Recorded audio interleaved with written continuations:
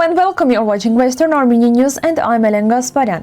Armenak Abrahamyan's speech on restoring the statehood of Western Armenia. Part 1. Armenians, the native people of Western Armenia. A prevalent religious war. Abraham Gasparyan's discovery. Mount Ararat, Masis, as a symbol of the Armenian nation and statehood in Azerbaijani writers' works. There is a big bomb under this piece. We gave away Artsakh with 4,000 to 5,000 years of history and now we celebrate. We are a nation that thinks with the stomach. The crossroad of peace as a bridge of justice between East and West. Ashot Harutyunyan. Turkey and Baku plan to build a wind power station in occupied Karvachar. Garnik Danielyan. Arresting the parents of missing people is a blasphemous act.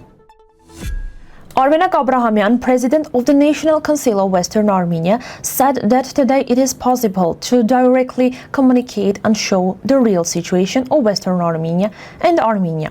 He underlined that Western Armenia took an active part in the First Artsakh War through its volunteers and freedom fighters. We worked a lot to help build the National Army of Armenia. This is not just a story, it is a real fact that many people know. Our participation in the Liberation Army and our unity with Leonid Azgaldian and others become a turning point in our struggle, said Abrahamyan. According to him, it is important to understand how and with what spirit the state system of Western Armenia was restored.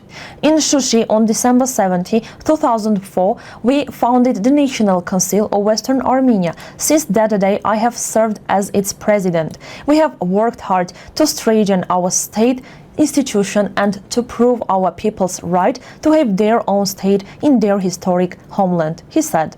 Abrahamyan reminded that the government of Western Armenia was formed on February 4, 2011, with direct connection to Shushi and Artsakh. These facts, he said, show the deep historical and political link between Western Armenia and Artsakh.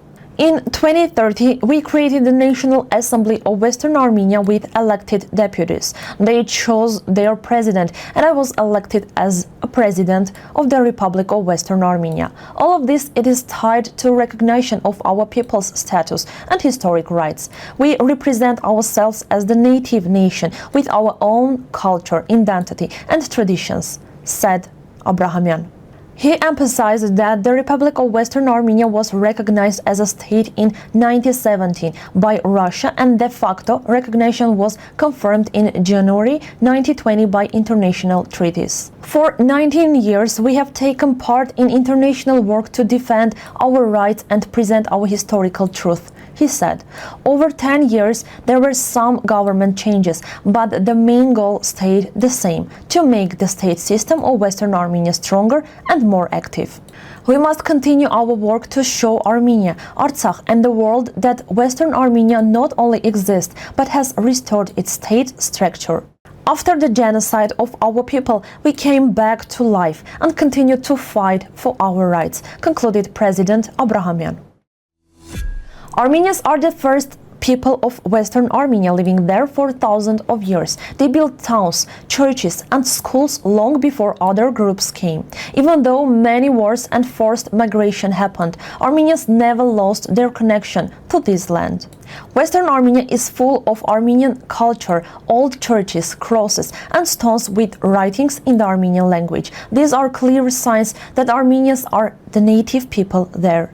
Even today, Armenians around the world remember their homeland and keep their history alive through songs, traditions, and prayers. Western Armenia is not only a place on the map, it is part of the Armenian heart and soul.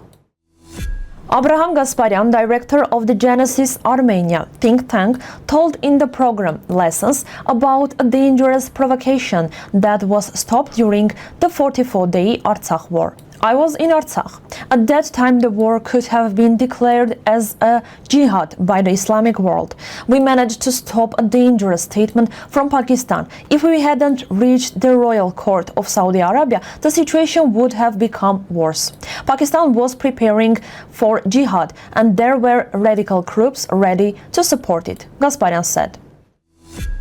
During the Soviet period, Armenian and Azerbaijani literary relations were formed in two ways: under party ideology and under the idea of cultural friendship between nations. The socialist system encouraged this idea, so Armenian works were translated into Azerbaijani and Azerbaijani works into Armenian. In 1970, the State Publishing House of Azerbaijan printed a collection of Azerbaijani writers' works in Armenian called Selected Pages, translated by Samuel Grigoryan in 2,000 copies. Some works in the book were about Soviet Armenia. Among them was the famous poem Dilijan Valley by Samet Vurgun, where the poet expressed admiration for Armenian nature, showing the Soviet idea of brotherhood of cultures. Hovsepian, a member of the Deh Community Council, said in an interview that there is no real peace between Armenia and Azerbaijan because Armenian captives are still in prisons and the enemy still occupies Armenian land. If the enemy is sitting on our soil, what peace can we talk about? People are silent, celebrating, but the nation is losing its identity, Hovsepian said.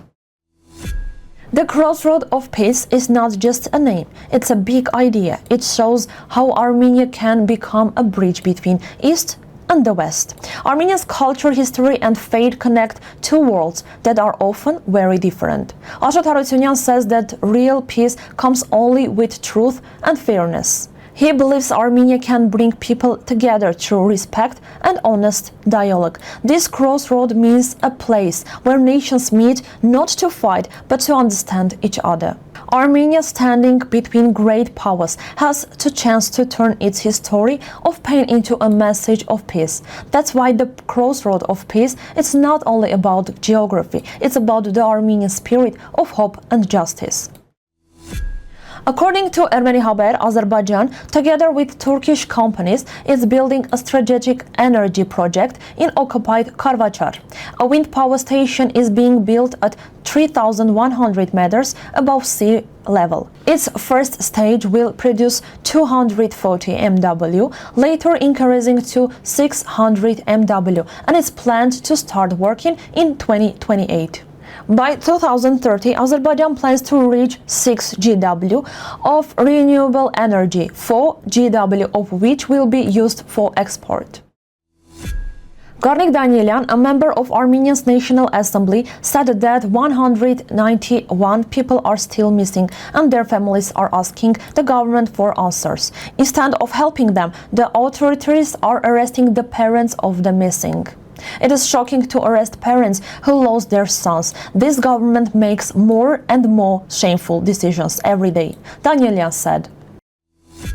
That's all for today's news from Western Armenia. For more details, please visit the website of Western Armenia. Thank you for watching and stay tuned for more updates.